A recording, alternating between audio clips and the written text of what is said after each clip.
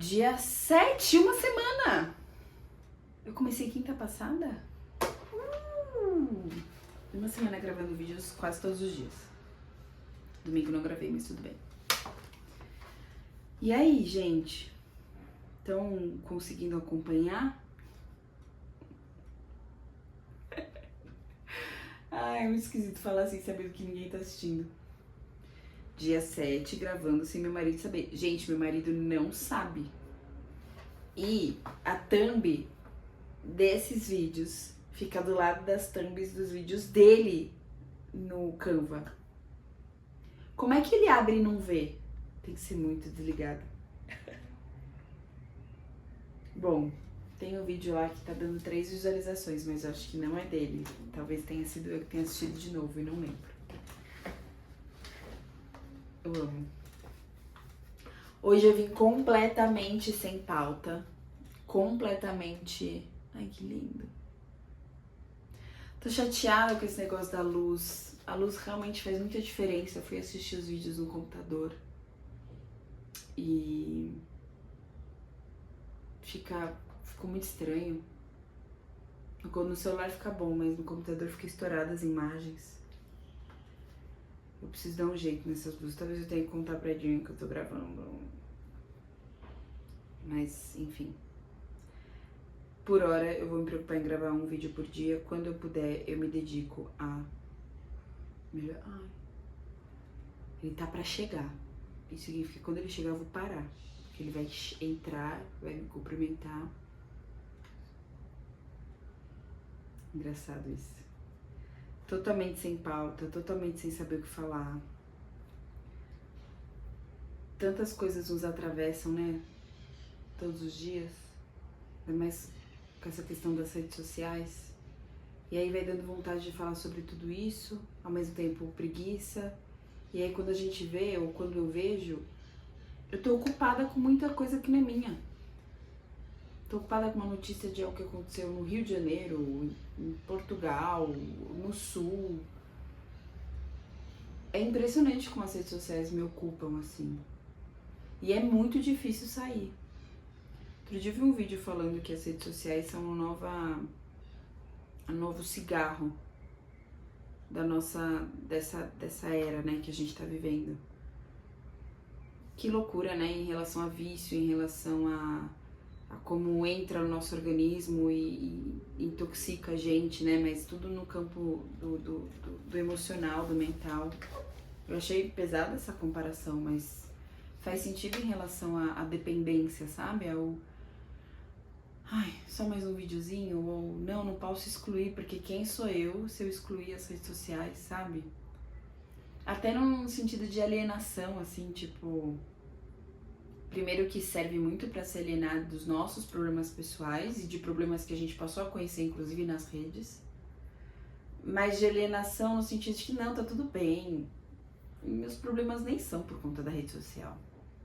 Minha vida tá muito difícil. As redes sociais, ao contrário, elas vêm pra me salvar.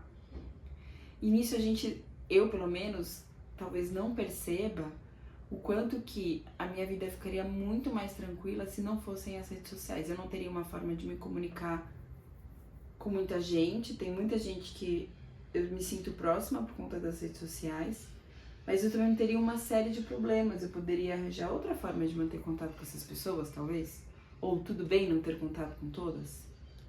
Aí já me dá uma agonia pensar nisso, de não tá tudo bem não ter contato com várias pessoas. Um exemplo sobre isso. Eu vira e mexe encontro amigas minhas que eu estudei na minha primeira escola. A gente se conhece desde 1995. Entramos juntas na escola, eu saí dessa escola na 7ª série. Junto com uma outra amiga. As demais continuaram, se formaram, tudo mais. E a gente vira e mexe tem esses encontros. O último encontro nosso foram nós 4, que é a panelinha, e chamamos mais 3 amigas que estudaram com a gente. Engraçado que uma delas não conhecia outras, porque essa uma saiu no 2º ano. Tanto é que a gente chama ela de Carol do 2º, porque ela saiu no 2º, foi muito marcante a saída dela. Eu acho que ela foi a primeira ela e um outro menino foram os primeiros a saírem, e aí quebrou um pouquinho essa noção de todo, sabe? Tipo, saiu uma parte. Pelo menos pra mim foi muito marcante a saída dela. Só que foi na segunda série. Como é que alguém que sai na segunda série é tão marcante na nossa vida?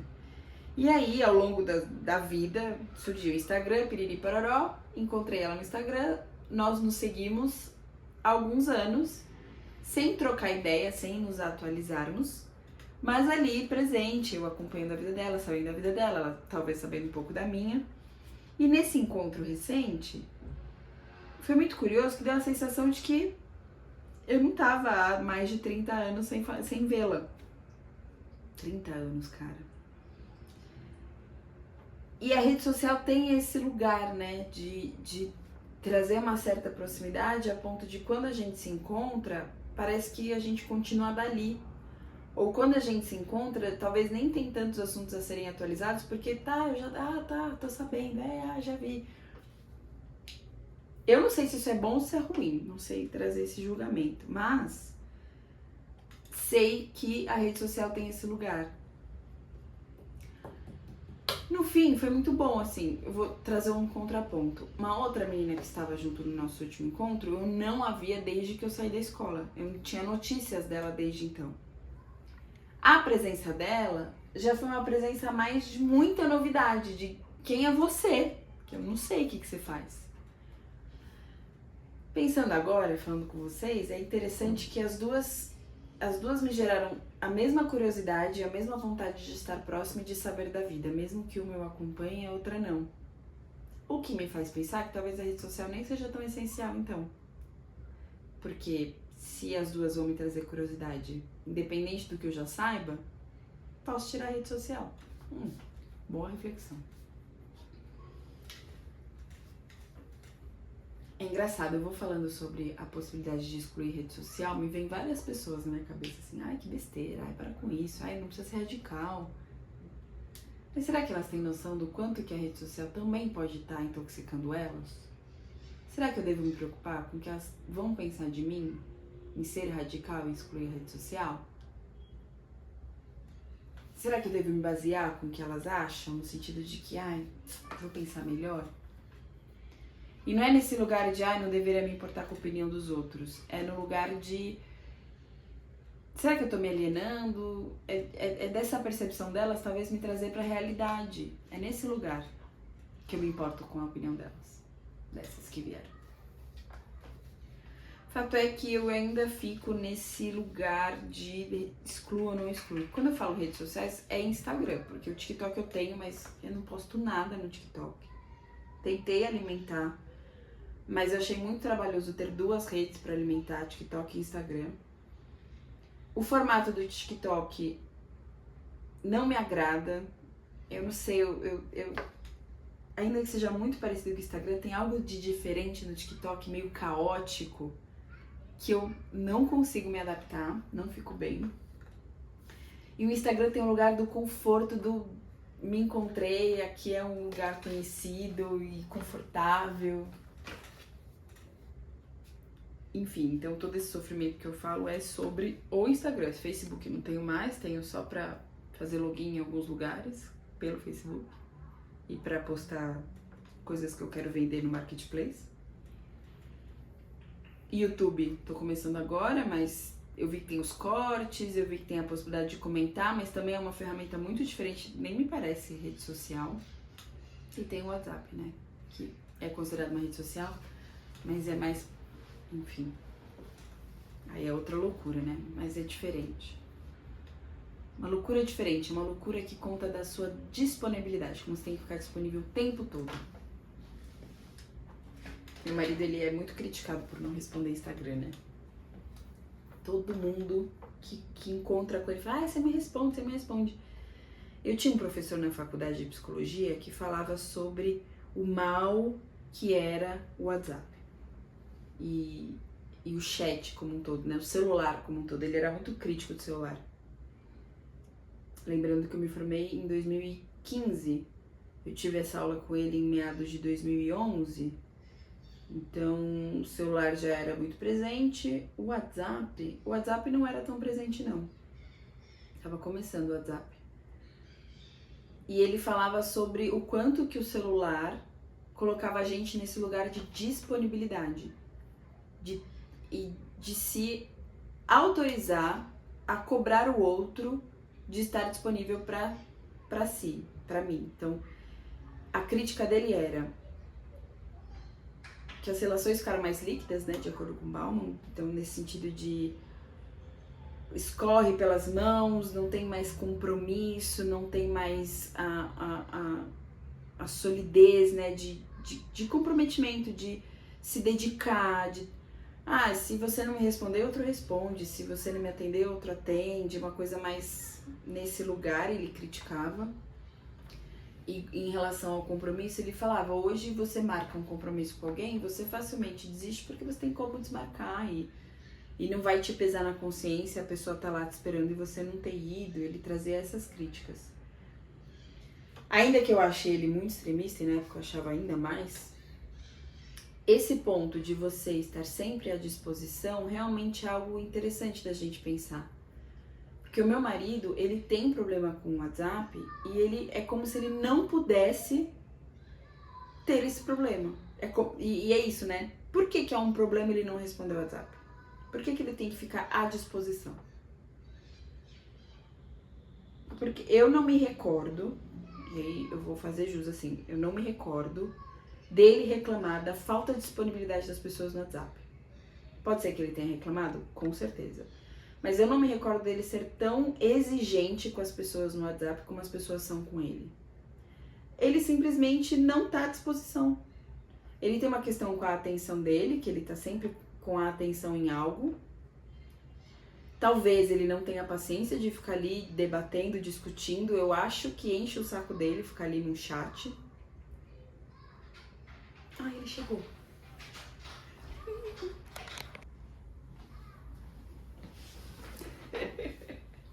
Isso tudo virou mais sobre esconder dele do que gravar. Ele entrou no banho e eu queria só concluir meu raciocínio sobre essa disponibilidade. E eu fiquei, até enquanto eu fazia esse intervalo, eu fiquei pensando sobre por que a gente tem que ficar sempre disponível, por que incomoda não ter o outro disponível. Fico pensando também se de repente não seria o caso de respeitar as formas das pessoas e de repente a pessoa não é boa com mensagem. Como você prefere se comunicar? De que forma? Ligando? Ou a gente combina de falar em algum momento por mensagem mesmo, por vídeo? Eu sei que ele funciona bastante com ligação, ele gosta de ligação, seja por vídeo, seja por áudio. E como parece que hoje em dia é difícil até de respeitar diferentes formas, de respeitar a pessoa não querer ter um Insta, respeitar a pessoa não responder direito no Insta, no WhatsApp. E se você pensar, eu pelo menos fico pensando assim, literalmente nessa disponibilidade, que angustiante que é você não poder não responder. Você ter que toda hora estar lá, senão alguma cobrança vai vir. Será que isso não faz parte da construção das nossas ansiedades? Será que a gente não tá tão ansioso hoje em dia porque tem esses pequenos marcadores? Responder sempre o WhatsApp, um monte de conteúdo que a gente tá vendo no Instagram e nem percebe que tá impactando nossa ansiedade. A necessidade de estar sempre compromissado com algo ou com alguém, de estar sempre tendo que fazer alguma atividade. Quantas pequenas coisas não devem estar marcando a nossa ansiedade, a presença dela?